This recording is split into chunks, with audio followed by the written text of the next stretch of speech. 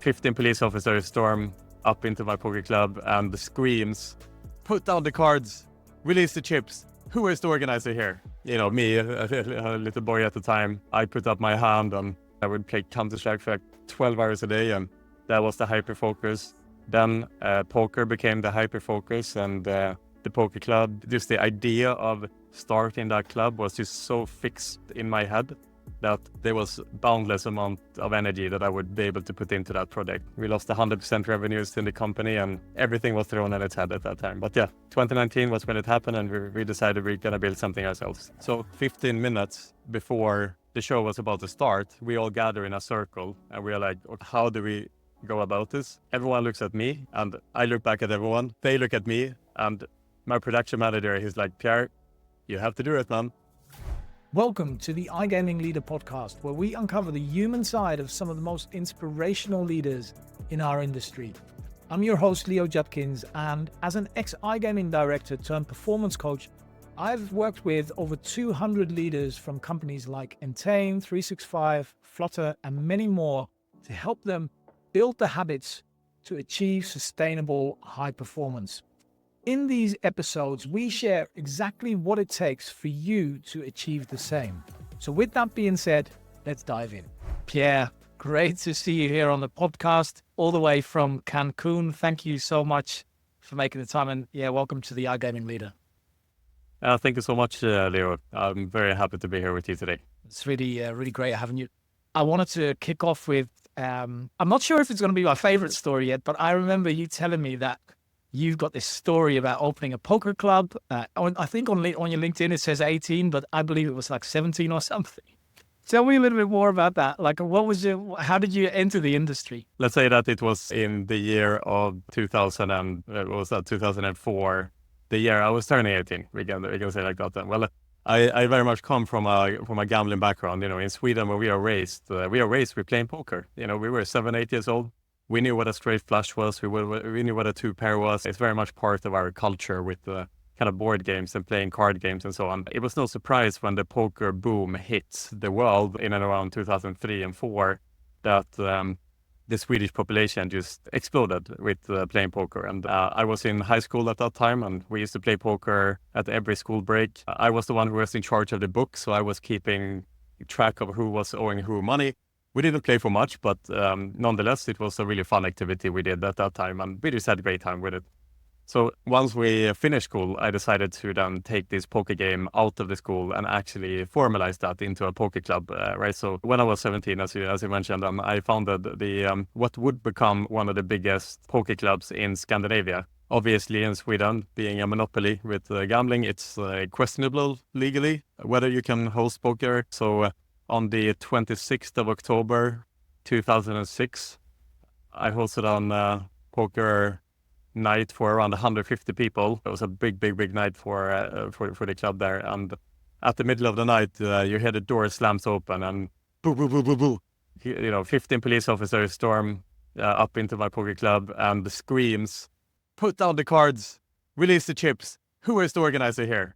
And, me, a little boy at the time, I put up my hand, and I guess the police were expecting some form of like Hells Angels criminal ring in there or something of the sort. But it turned out to just be a very innocent little poker club for poker enthusiasts who play for very modest amount of money. We had no alcohol, no other gambling apparatuses in that club. We were just kind of a daycare for grown-ups, that we used to call ourselves there. So that's how I entered the industry, basically, Leo. And and there was no turning back since then. Yeah. I love it. How did that make you feel? That must have been quite scary at 17. And I'm also super curious what you did. How did you deal with the customers that were there, the people that were playing poker? Well, at that age, I think there is a sense of invincibility. So for me, it was just like, oh, wow, this is happening now. And I was taken into questioning at the police office. I did that. And then the next day, we have 3 newspapers in Sweden, 3 national newspapers, Aftonbladet, Expressen, and Kvällsposten.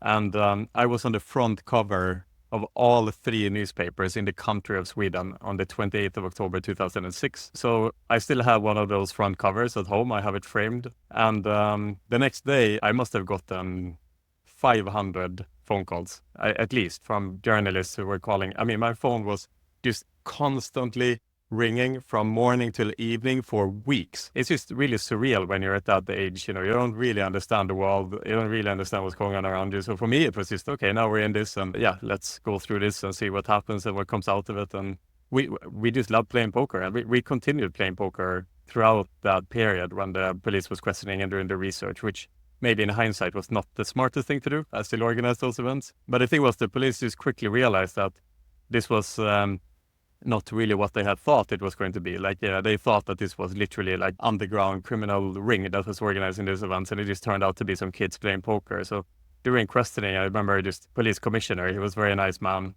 And he told me, Pierre, we know that you're still organizing the poker tournaments, and like, it's not good that you do this, because if we come again, we will arrest you, Just don't make any fuss about it, and we're not gonna bother you. So, all right, cool. So we just continued playing poker for the next 2 years there before I moved on. Yeah. That's awesome, man. That's a fantastic story.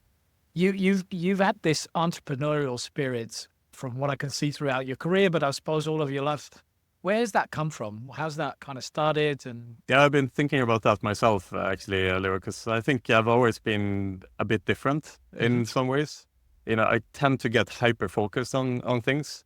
And I don't know if there's like a letter combination behind that to some extent.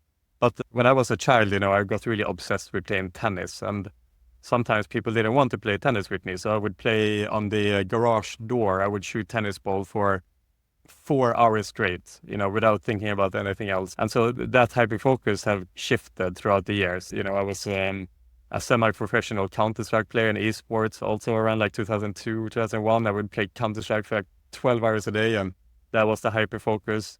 Then poker became the hyper-focus, and the poker club, just the idea of starting that club was just so fixed in my head that there was boundless amount of energy that I would be able to put into that project. And then after that, I thought Malta would be a really cool place to move to, so I kind of redirected my energy to make that happen. So to be honest, I think it's that hyper-focus that have driven me into projects that I'm excited for. And I think that's in general is what drives me. Is like when I lose the excitement for something is where I tend to move on with things. And the company that I'm running now with Next.io, I've always been saying the same thing. It's like, as long as we keep developing and coming up with new ideas and trying to achieve really difficult things and reinvent ourselves constantly and grow as fast as we can and stuff like that, then I am the MD of the company. But the moment it's time to kind of slow down and focus on incremental changes in the company, then I'm not the right MD, because my energy is just going to move elsewhere. yeah, So I think it's the hyper focus that have followed me throughout my life. yeah, love that. And does that make it really easy or really hard for you to stay super consistent with things? Or are you constantly looking for kind of these new highs that you can find somewhere else? Where are you on that spectrum? I think for any person, and like if I would consider myself a high achiever, there are many days where that energy fluctuates. I had those periods sometimes where it just gets too much, I think it also comes a little bit with age, because in like the early 20s and whatnot, the energy just doesn't stop. You can just do it 7 days a week, and there's no ending to it. Even like going out and stuff. I used to be a lot involved in the nightlife in Malta and stuff like that, and we would be out all the time. And then the next day, I would be, on point, on time, and I would work. But whereas now, I know that if I go out, even to an iGaming event and whatnot, it's a sacrifice that comes with that. That like, I'm not going to perform as well the next day, for example. Now it's becoming more and more about managing that output and to put that energy into a more sustainable place where I can have consistent output rather than bursts of energy, and then there's like a calm down that comes with that. And I find that in my training as well. For example, like I'm an ultra marathon runner. I do a lot of sports in general, and I find the same thing there, that it's not so much these days about like going to the gym or going for a run and just killing myself, because I know that if I do that, I have to take breaks from time to time. Like I want to have a bit more sustainable output each day. I think it comes down to that, to try to be a little bit more sustainable. I have off days for sure, and off weeks even, where I just don't feel I can get the same amount of work done. It comes from that you are in a particularly busy period, and the negative consequence of that is like you're trying to keep yourself busy, but you're just not doing the same valuable amount of work. Like how can you put that like really high output, like the 10x productivity? How can you be in that space? Like you can't really be in that space for too long, Yeah. So you have to try to find the right moments. Yeah, can't sprint to the marathon. I love it. So a lot of people that will be listening are kind of in that mindset of all or nothing, of kind of peaking and then maybe coming down, like you were saying earlier, how you were maybe in your 20s. How did you change that mindset from focusing more on sustainability rather than, short-term bursts? It's trial and error earlier, to be honest. I'm like questioning myself if I have off days. Like, oh my, why do I have an off day today? Like, what led to this off day? Is it something that I ate? Is it sleep? Is it something else? And some days you enter the zone and you feel invincible, and I think about that too. What led me to that moment where I could enter that zone and just get so much stuff done? I think everyone is very different in how they achieve these flow states or how they get the most done. Some people are extremely organized. So if you create like time blocking and Pomodoro techniques and all these like really organized ways of creating output, for those people, it might work much better than someone like me, for example, I feel I'm more on the creative spectrum and I'm not as organized, I think, as many other people are. So to have like many different things going at the same time, and I can sometimes dive into a particular project and dedicate time to that. It really is trial and error. It really is really individualistic. Like I'm reading a lot of books about output and productivity, leadership. I feel the outcome of reading a lot of those books is that everyone is unique, and those books you should probably not fall back on completely and copy them, but you should probably take the information and adopt it to who you are as your own individual, unique person, and find your own way forward. And that's why it's so difficult. Like there isn't like a Bible for these things that you can just read this one book and you will be perfect after that. It's like, no, you really need to get to know yourself first. Yeah. Love it, because that's so important that, we often feel that we almost have to copy one-on-one these things that we read and these really popular self-development books, and then it doesn't work. And then maybe you feel that there's something wrong with you, but it's never true, right? It's more about finding what works for you and adapting those frameworks. Yeah, 100%. So in 2016, I believe you founded Next.io, iGaming Next. What motivated you to do that? What motivated you to start that and go from where you were before to founding that business? We founded our original event business in 2013, and at that time the hyper focus became to create the best and the coolest parties and events in Malta and beyond for ourselves and for the iGaming industry. So between 2013 and 2020, when the pandemic hit, we had organized more than 600 individual events. Wow. And Next.io was founded in 2019, right? So a year before the pandemic. And that was basically our idea that we've organized so many events for other people. So like we used to help Sigma a lot when they started, to help them to establish themselves. We helped MIGS, which was the other iGaming event in Malta at that time, to establish themselves. We helped a lot of other companies to establish their events, and we were like, why are we doing this for other people? We should start something ourselves. And so I think in 2019 we were ready. Like we were a bit more mature at that time, and we kind of had gone through the circles and we had good network. So the idea with Next.io was then, let's start our own thing and let's see if we can build our own iGaming show, basically. So that became a big success the first year in 2019, and 2020 was going to be the big year for us. And we went into that year with a lot of excitement. And then, of course, the pandemic hit in March 12th, I think it was, where we had to cancel all the events of the entire year. We lost 100% revenues in the company, and everything was thrown on its head at that time. But yeah, 2019 was when it happened, and we decided we're going to build something ourselves. So what happened then there, Pierre, when 2020 hit? And that must have been, especially in an event space, right, where, like you said, you lost 100% of the revenue. Everything is offline. So how did you feel, and what did you do? In hindsight, I think it was the most important and needed period of my entire life, actually. At the time, it was a complete disaster. The way our company functioned at that time was Q1 was a planning quarter, so we didn't do that many events during that time. And then from March onwards is where we hosted all our events. So we would organize between 100 to 150 events per year. And they all happen from March onwards. So when the events were canceled in March, we had zero revenue to that time. So we accumulate debt. And then the idea is always that we pay off that debt with the revenues that comes from Q2 onwards.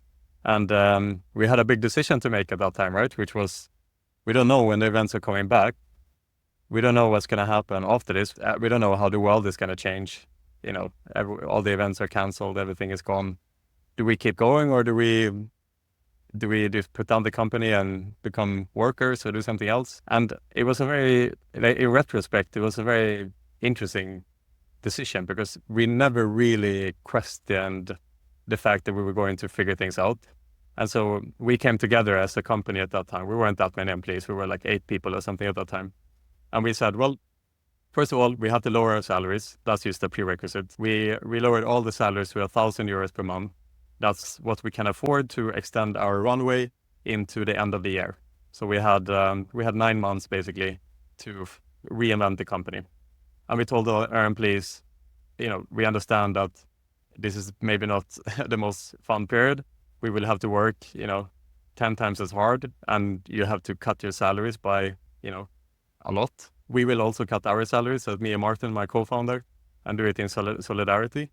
But if you decide to leave, we will support you and we will help you to find a new role. But no one questioned that. We just came together. Yeah, of course, we're going to figure this out. We had 2 potential outcomes when we ventured into this time, which was either we figure things out, and we eventually will need to seek investment into the company. So we had a runway to the end of the year. We know that we need to find investment into the company. And if we manage to do that, then we will be in the best position we've ever been. Or we fail, and considering that we have VAT and tax debt that will fall on me and my co-founder personally, we will be in debt for the next 10 years. So it was a very dualistic, black and white kind of outcome that this was going to lead to. And I think there's an enormous amount of energy that comes with having the knife against the throat during periods like that. And we just worked insanely hard, and all the years of hard work came together in many ways, because we'd really done a lot of good things for our partners. We'd built a reputation of being reliable. We had really good staff who were super committed. We were quite smart in the way we were thinking about changing our products. So our competitors, they were trying to bring exhibitions online.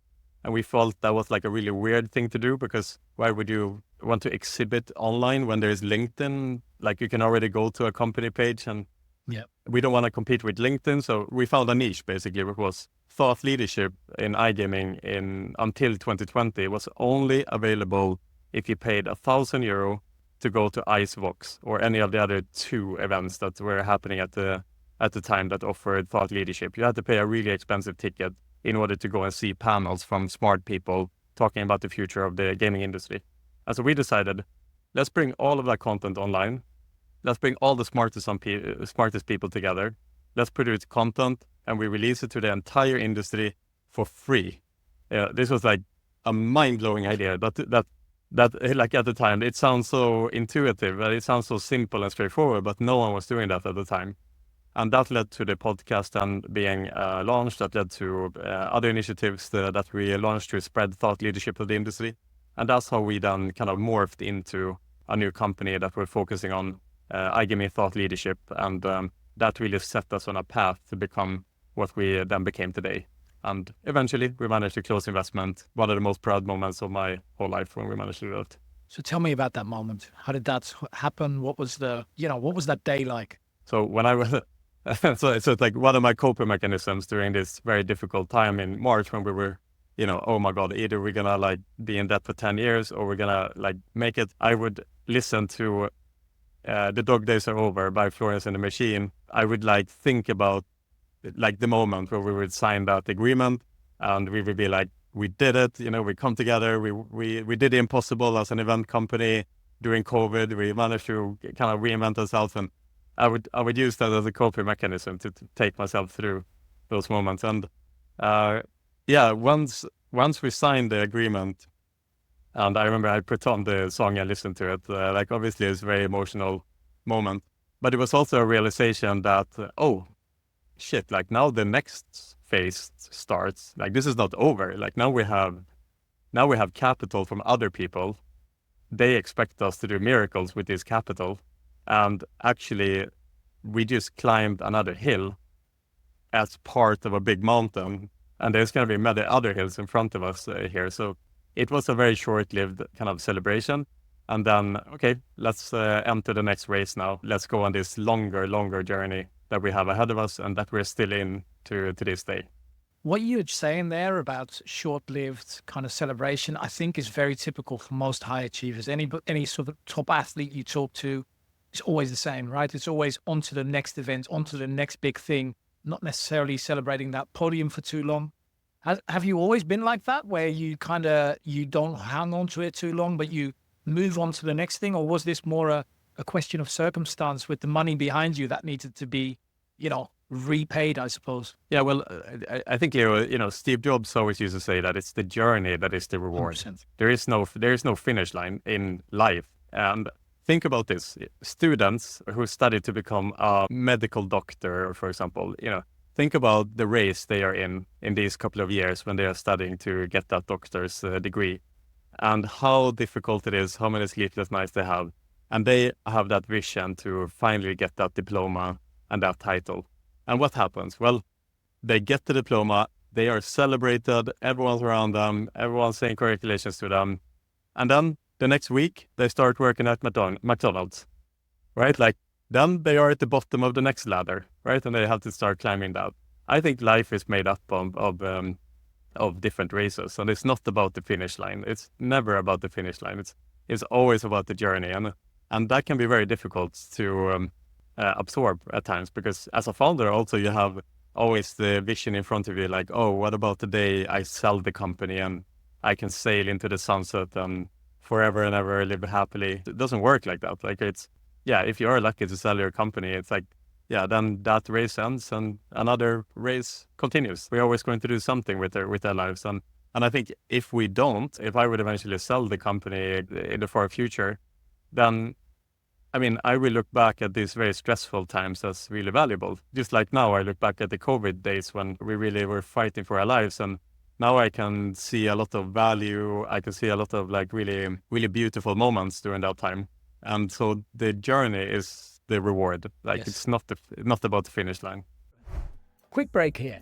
If you're a head of, director, VP, or executive in iGaming who's successful at work, but is finding it hard to achieve balance in life and switch off from work, then I've got something that's going to help. On the 3rd of February, we are launching the iGaming Leader Reset, a 6-week coaching program in which I will personally work with 15 iGaming leaders to build habits for sustainable high performance, all in just 20 minutes a day. It's limited to only 15 leaders, so if that's something that you want to know a little bit more about, head over to igamingleader.com, and I hope to see you there. Now let's get back to our conversation. I want to ask you one more question about that specific situation with COVID. You made a very brave decision in a situation where you needed cash, right? You just reduced all of the expenditure and salaries, and your decision is to produce content for free. That seems to be so counterintuitive, especially in that time when it wasn't about free content. Everything was behind paywalls back then. That must have been a really difficult and therefore brave decision to make. So talk me a little bit through how you got to that decision and what made you stick to that decision. Yeah, I think everything fell into place very organically, because as a conference organizer and event organizer, we always fall back on sponsorship. So we produce things, and companies want visibility, so they pay us to have their logo attached to our really great initiative to build their brand perception and stuff like that. Yep. So for us, it just made perfect sense that we create content online, we release it for free. The more people that will see it, the more companies will want to be associated with that, and they want to pay to be visible through our content. And that was just, to us, a very intuitive kind of business plan for our brand. So I think it just came together really intuitively, just based on our experience and background. But I think what the difference was to what others were doing is like, so there's two ways to think about a problem. Either you think from analogy, and it's basically, what do I know from the past that I can translate into solving this problem? So if you think about like Nokia producing mobile phones, at and around 2005, say like the Nokia 3310, unbreakable, invincible phone, they were thinking about how can you make that phone better, right? Like how can I make it 10% better? But when Apple decided to produce an iPhone, they didn't think about how to make the best Nokia phone 10% better. They didn't think about what a mobile phone was even. They just thought about, what do we have in this very moment? What technology do we have available to us to create the best possible mobile phone, disregarding anything that has been done in the past? And that is thinking from first principle. And the result of that was the iPhone. That is super intuitive.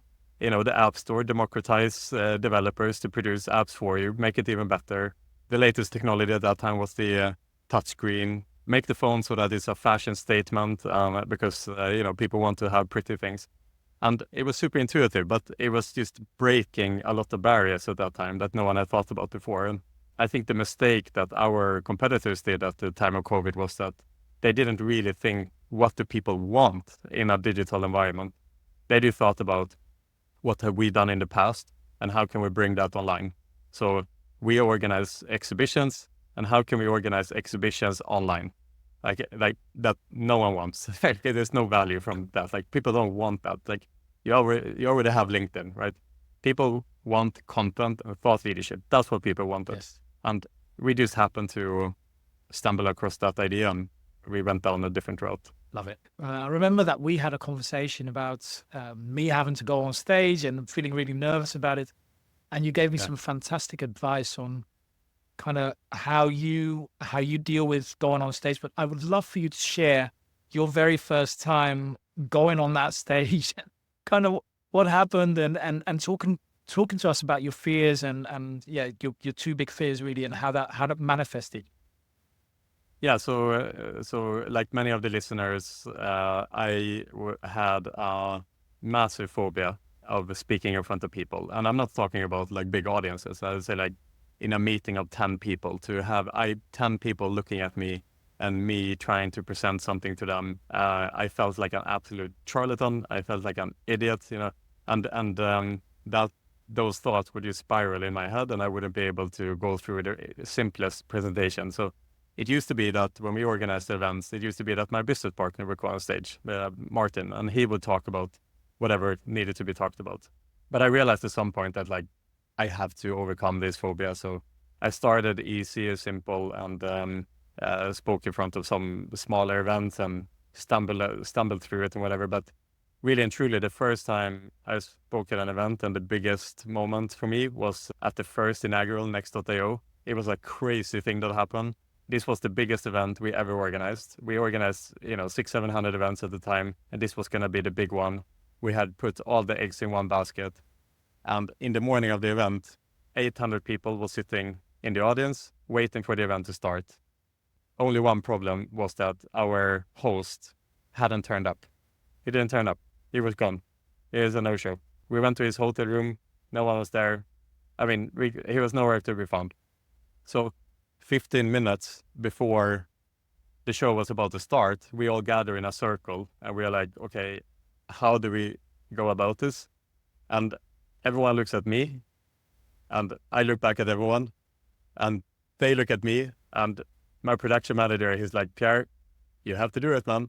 You have to take the role, man. And I'm like, oh my God, this is like all my fears, everything. But obviously we cannot just not do the event. Like obviously I have to do it. So my production manager, he mic'd me up, and our production manager at the time he was a world-class production manager. He used to work for Live Nation in Dublin. He had project managed Prodigy, Red Hot Chili Peppers, all the biggest band in the world. And he looked at me and he said, Pierre, everything's gonna be okay. But I saw that he was nervous. I saw he didn't mean it. And and when our world-class production manager is nervous, then you know that this is not good. he knew my fears. He knew how terrible I was at it and stuff. But the good thing was that I never had time to really let it sink in that I was going to go on stage and hold speeches and present people on stage. So they just mic'd me up. Okay, off you go. And Alan, our production manager, just told me, Pierre, just read from the script. Don't do anything else. Read from the script. And I was like, okay. So I went on stage. I read from the script.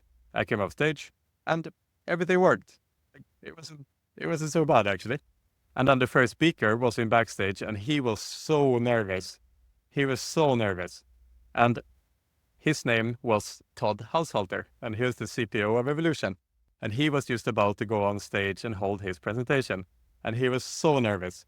And then he went on and he did that presentation, and that became the most watched, the most viewed presentation within the iGaming industry ever, right? And so the lesson for me was that, oh, okay, not only I am nervous here, but everyone is nervous. So if everyone is nervous and if everyone thinks that they are really terrible on stage, then I guess that's just part of speaking, I guess. So that realization was a diffuser for me, actually, realizing that it's okay to be nervous, actually. It's fine. It's okay not to be perfect as well. Like, it's fine to just be yourself on stage. And actually, if you can be your imperfect self on stage, then it's probably going to be something that people resonate with if you're a bit more authentic. Love it. Really awesome, Pierre. How do you go about it now? And how do you feel nowadays going on stage? Yeah, so I really adopted that to myself, that it's okay to be imperfect. And if I can be my perfectly imperfect self on stage, that is what I aspire to do in general. So I have come to terms that I am not David Attenborough. I have come to terms that I'm not Esther Perel or Tony Robbins or anyone like that. It's just never going to be like that. I've come to terms that I'm Pierre, and that's okay. So when I go on stage these days, I don't really feel that nervous anymore. Only for that reason that I am okay with not being perfect, because I think the anxiety comes from wanting to overperform. That's like, oh my God, if like hundreds of people are looking at me, I need to say something groundbreaking. I need to say something that will shatter people's world belief and make them, come out as a different person. It's like, oh my God, like no wonder you get nervous if you put that pressure on yourself going on stage in front of people. No, I have some ideas, and maybe some people like them, maybe some people don't, and I'm gonna share them if people give me the opportunity, and that's enough for me. So I don't really get nervous. Sometimes I suppose you can still kind of get a little bit nervous. I still don't want to like make any big mistakes and stuff like that. But by time, these things becomes easier eventually as well. Yeah, you've put in the reps. Makes a lot of sense. Talking about conferences in general, Pierre, you run them. Like that's it's already stressful enough going to conferences yourself, right? And it has a toll on your well-being, right? You usually don't sleep as well. You back-to-back meetings. You're seeing a lot of people. For you, that's a whole extra level, I suppose, because you run them, right? And there's tons. Everybody knows you. So, what are some of the things that you do to maintain a bit of balance, or if at all, during those type of conferences? Yeah. So my team will laugh if they hear this question, because they know that I'm probably the most nervous person when we have an event coming up. They would say that I am not very good at creating coping mechanisms leading up to an event, because I get very nervous and I ask questions like, have you thought about this? Have you thought about that? And they really don't like when I go in between to like micromanage their work. They always manage to do really great stuff. And I come in like, on that side, I am a perfectionist. Like, I'm not the perfectionist when it comes to speaking on stage, but when it comes to our events, I am a bit of a perfectionist. And I think perfectionism is just another word for being a bit insecure. So it's not just me that I'm a perfectionist. It's just that they know what they are doing, so they don't really need me to like go in and question them all the time and stuff like that. So, now we've done, as I said, close to 1,000 events. I still get really nervous before really big events that we do. I still get nightmares months leading up to events, thinking about everything that can go wrong. I always have the same recurring nightmare that I'm at the event. It's not that many people there. And people come up and ask me like, oh, Pierre, you promised that it was going to be more people here. Like, Where are they? And then I'm like, oh no, don't worry, like they're coming. And that's the thing about the events. It's like we worked for a year to organize this one day or like 2 days events. And before it happens, you don't know exactly what's going to happen. And obviously there's a year of work, a year of investment, a year of time, and a lot of partners that are committed to this only for everything to happen during these 2 days. And it's out of your control. Like once the doors open, the event is going to happen as it happens. Everything that is at stake during these couple of days, it's really hard not to let that get to you. The same happened here in Cancun now with our elite retreat. The first time we do it, every time we do an event for the first time, there's a lot of unknowns.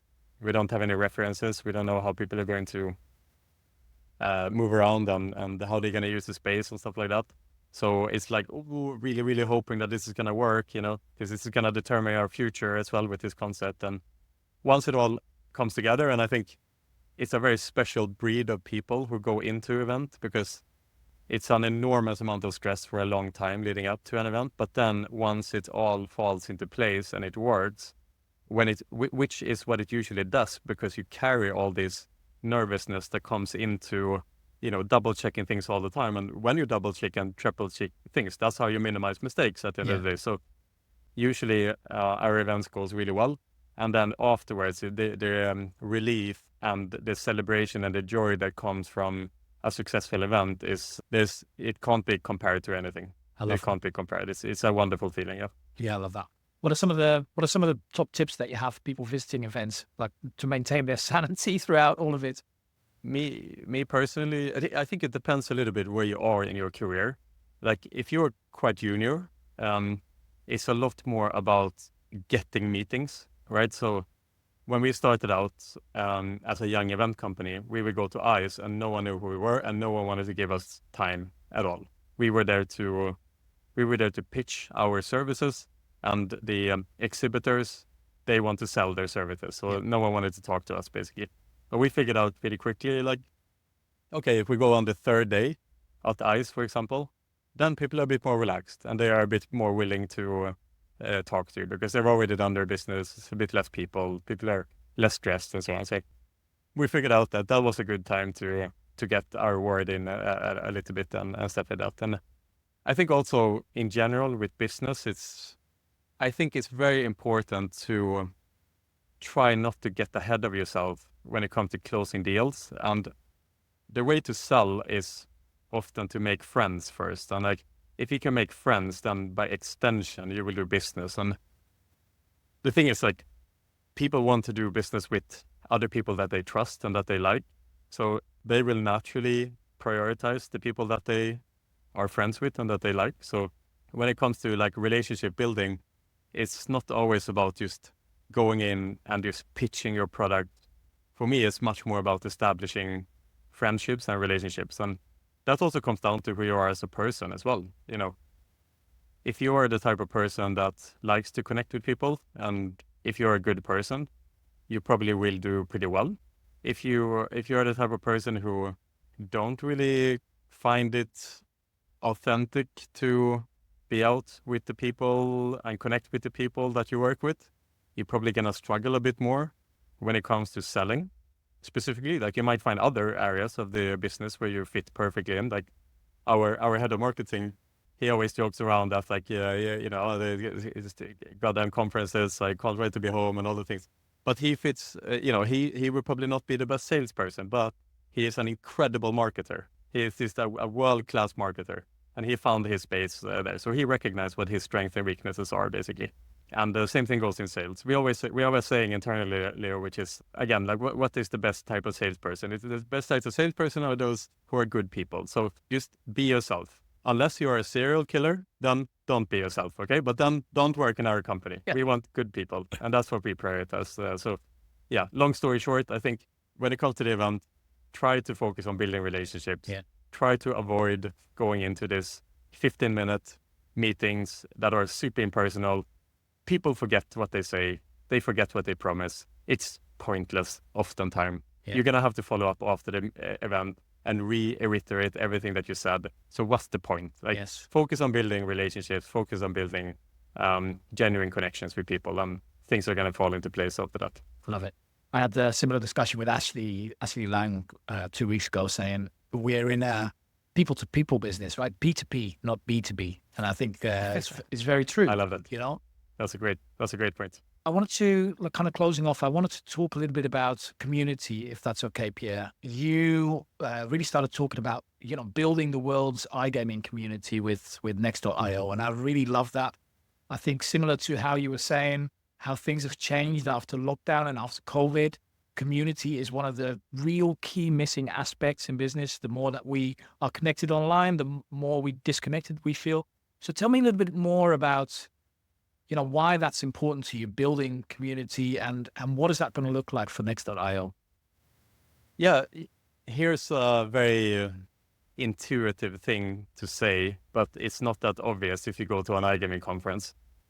People in the iGaming industry have other interests than the iGaming industry. Could you believe it? No way. People, yeah. Could you believe it, right? But if you go to an iGaming conference and you look at what are the conference talks about, what are the different seminars, the roundtable discussions, it's all about iGaming, right? Like, people in the industry have other interests also. And when we think about our content, especially in our Next Valletta event, we think about, like, can we organize like a mental health track? Can we organize tracks that are focused on being your best self and bringing people together? Because maybe people within the industry don't only want to talk about iGaming. Maybe people are also seeking connection with each other, especially now since the pandemic. Work and private life is blending together more and more. I'm sitting here in Cancun right now and I have an off day. I'm very happy to be doing this to you, Leo, but to some extent, my work life and my private life is merging together more and more as I go forward. And I'm very happy to do that, but I think the consequence of that is we will be seeking more connections within the work environment and within our industry environment to a bigger and bigger extent. And I think that moving forward, creating genuine communities where people have a sense of belonging, because we have many identities as people. My identity is an iGaming professional, but I also identify as a runner, for example, or I identify as someone who like to do many other different things. And within my iGaming identity, I want to find belonging with other people who resonate with that. So the idea of creating the world's iGaming community is not only about connecting people for them to do business with each other, but it is to give them a space to feel home in the industry and to belong. That's how we have built our Next Valletta conference. It's not an impersonal, massive exhibition. It is a place for people to come together, meet, have a good time with each other, connect, become friends, sometimes friends for life. And there is an element of that eventually also leads to business. And that's where we connect the dots with each other. That's where we connect the private life and business life together. And I think the way to do that is to be mindful of the fact that if we are going to blend our work life and private life, we need to do it in an organic way where we can feel happy and sustain our happiness levels in this context of work. Yeah. So that's the idea with creating the world's iGaming community. Beyond just creating pure business, it is also to create friendships and a sense of belonging. Great vision. I really love that. And I think it's very important. Okay. My last question, Pierre, before closing off, what are some of perhaps the people that have inspired you on your journey, or people that you've spoken to, leaders that you perhaps have interviewed on your podcast? And what are some of the aspects of those leaders that inspire you most? Just kind of leaving the listeners with some pieces of advice that they could maybe mirror. Absolutely, I think that's a great question, and I can just say for myself. And I grew up without much of parental figures, so for me it was a lot about finding traits in other people and to adopt them into my own personality. When I was in my early 20s, I was like, I really want to try to be a good person. I hadn't really been taught how to go about that, so I was trying to look for others. And I think actually one of the first people who inspired me to be a good person is a guy called Henrik Holmgren, who used to work for Betsson in the early 2010s. And when he walked into the room, everyone was so happy. Everyone came and hugged him. Oh my God, Henrik is here. And he was what we call in Swedish, gladisspridare, like a spreader of joy. And I looked at him and I'm like, oh my God, like that's such a great quality to have as a personality. So I really looked up to him at that time. Now in the context of today, I would say my best friend is Lasse Mersog. He's the CEO and the board of director of Presenter Group, like a major operator. He's had really big influence on me. He was the first investor that come onto the company as well. He's the type of guy who is, when you see him, he looks like a big dangerous guy. Like he has a big beard, he is bald, and he's very, very straight spoken. But then he is like the softest guy ever, and he speaks about his feelings and emotions and talks about the difficult things that he goes through. And he is really an inspirational leader in the sense that he personifies this like modern masculinity, let's say, where it's okay to not be perfect all the time. It's okay to recognize that, we shouldn't always hold things within ourselves. Like it's okay to talk about things. So he taught me a lot about that. I think Todd Haushalter as well is a really inspirational person that so many people in the industry looks up to, and with good reason. He's an exceptional leader. He is the best person I met ever, who gets you thinking about your own, who gets you to question your own beliefs. So you will say something, and he will be like, he will ask like a really smart question back that makes you think like, oh, have I maybe not thought this through from all directions? And Todd is a master at that. He's an absolute master at that. And then finally, I'll say I really look up to our staff in our company as well, because it is rare, I think, in a company where the founder is not the person who is outputting the most energy. And there's something called like founder mentality. And I think in our team, we have like most of our team have founder mentality. And I'm just humbled by the fact that they bring that energy to our team. And I look up to what they do, and I think about the great energy that they bring to the team on a day-to-day basis. Yeah, it makes me just so proud to know that I have a team like that. So I can go on and on here on people I look up to. But yeah, I think you are doing something really great also with bringing a new culture into the industry of opening up the conversation as well. It's a really important initiative, and you can see the leaders that you bring on talking about the difficult moments they have, which makes it easier for other leaders to do the same. It's like a watershed moment where for every person who does it, it becomes easier for the next person to do it. So I think you're also leading the charge there. So yeah, kudos to you. Thank you very much, Pierre, and thank you so much for your time and being so open and honest with sharing everything. It's been fantastic talking to you. It's very inspirational. Thank you. It's a pleasure. It's a pleasure. Thank you so much.